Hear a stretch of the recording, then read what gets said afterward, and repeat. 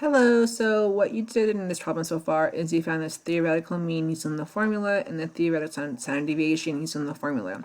So now we're going to go through and look at, they're going to have simulated this baseball player hits, and we have a table of numbers of hits for 25 games. So I just clicked on this little table here and open this up.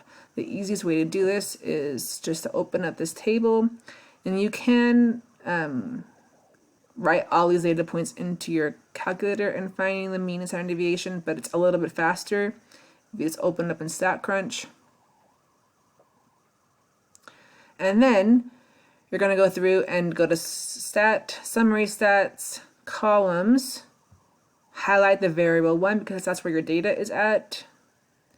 You want the mean and the standard deviation. So to highlight two of them on a PC, you highlight one and then you push Control and highlight the other one.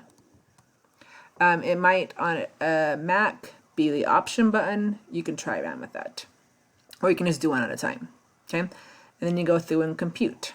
Okay, so then we have here, we have our mean is 1.68. So you come over here and do 1.68. And then it asks you for the standard deviation. The standard deviation was, I don't know what it was, I forgot.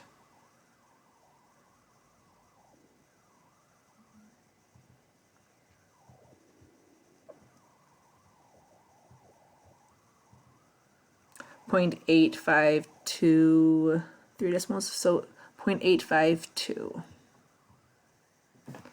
0.852, and you'll get that answer correct. And then it asks you to do the same thing, but do it for the 50 games. So you can go through and do the 50 games and find the mean and the standard deviation and answer the questions for it. And what is being illustrated, you have to go through and figure out that answers on your own. Hopefully that helps and makes sense. Good luck.